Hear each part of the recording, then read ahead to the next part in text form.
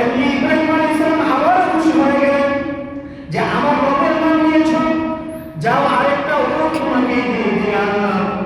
এইভাবে যতবার উট দিচ্ছে সে আলহামদুলিল্লাহ বলছে, আল্লাহর নাম স্মরণ করছে।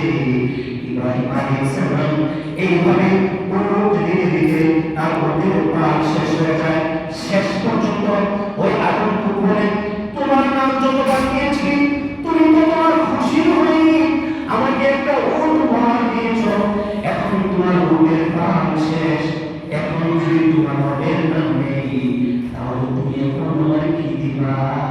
কথা বলছি কিনা? ঠিক।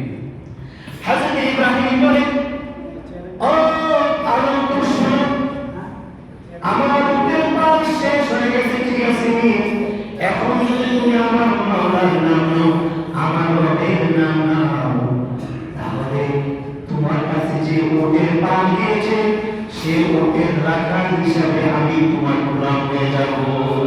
সুবহানাল্লাহ। ফিরিস্তা করে সাংঘাতিক ব্যাপার। এমনি সে আল্লাহর বন্ধু হয়ে নাই, আল্লাহর খলিল হয় না। আমার মূল কথা বুঝতে হবে, ইব্রাহিম আলাইহিস সালাম বলেন খলিলুল্লাহ, আল্লাহর বন্ধু মানে যিনি সর্বদাই আল্লাহর বন্ধুত্ব পাওয়ার জন্য, আল্লাহর ভালোবাসা পাওয়ার জন্য, আল্লাহর রাজি খুশি করার জন্য যিনি সর্বদাই ব্যস্ত থাকে, তাকে কি বলে? খলিলুল্লাহ। আর হাবিবুল্লাহ কাকে বলে? যাকে খুশি করার জন্য স্বয়ং আল্লাহ সর্বদাই চেষ্টায় থাকে, ব্যস্ত থাকে। বলি সুবহানাল্লাহ। সুবহানাল্লাহ।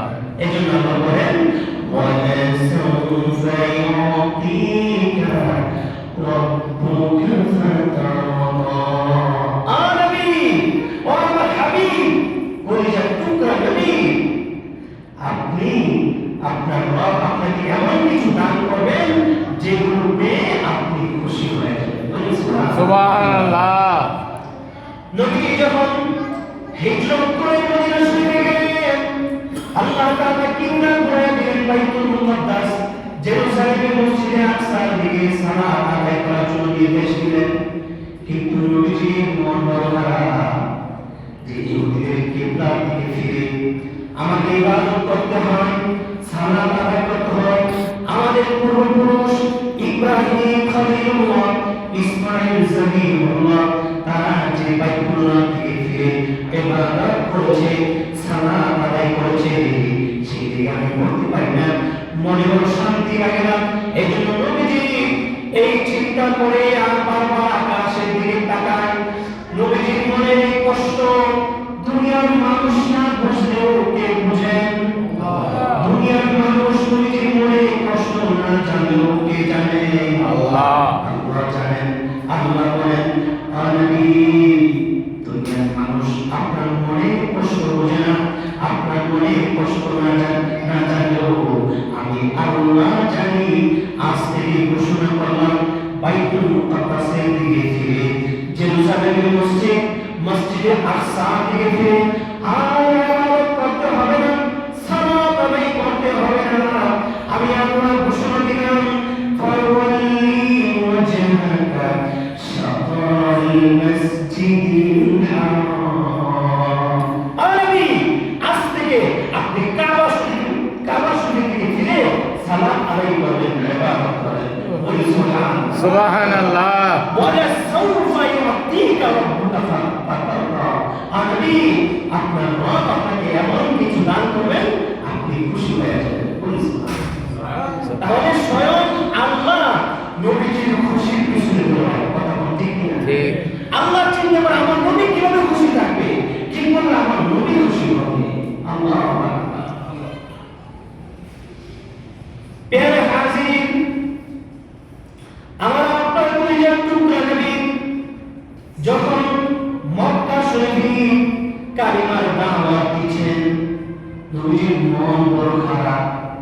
একটা মানুষ নবীর পক্ষে নেই, একটা মানুষ নবীকে সাপোর্ট করে না, নবীর খোঁজ খবর লাগে না, নবীর সঙ্গে দূরত্ব বজায় রাখে।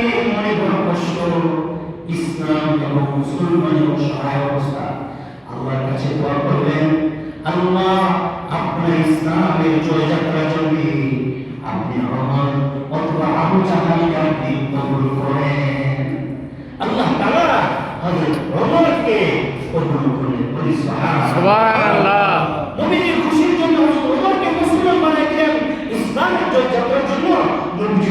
নবীকে পেয়ে বীর বাহাদুর ইসলামের বীর সৈনিক পেয়ে নবীজি খুশি হয়ে গেলেন। সুবহানাল্লাহ। পেয়ারা হাজিরিন, তায়েফের জমিনে নবীজি কালিমার দাওয়াত নিয়ে গেলেন। তায়েফবাসী নবীজির দাওয়াত বুঝতে রাজি হলো না, নবীজির দাওয়াত গ্রহণ করলো না। তারপর নবীজি আক্রমণ করলো, নবীকে রক্তাক্ত করলো। শেষ পর্যন্ত নবীজি মন খারাপ হয়ে তায়েফের জমিন থেকে বিদায় নিয়ে চলে আসলেন। প্রতিপদে ফজরের নামাজ আদায় করছেন। নবীজির মনে বড় কষ্ট, তাদের কল্যাণের জন্য, তাদের সফলতার জন্য, তাদের দুনিয়া আখিরাতে সফলতার জন্য আমি তাদেরকে কালিমার দাওয়াত দিলাম। তারা আমার দাওয়াত গ্রহণ করলো না, অপরন্ত তারা আমাকে নির্যাতন করলো, কষ্ট দিল, আমাকে আক্রমণ করলো। নবীর মনে বড় কষ্ট। ফজরের নামাজের টাইমে নবীজি কালামে পাকের তিলাওয়াত সুমধুর কণ্ঠে আল্লাহর কালামের তিলাওয়াত করছেন। তার পাশ দিয়ে একদল জিন জাতি যাচ্ছিল। এই মধুর কালাম শুনে তারা স্তব্ধ হয়ে গেল। তারা বলল, ইন্না সামি'না কুরআনান আজাবা।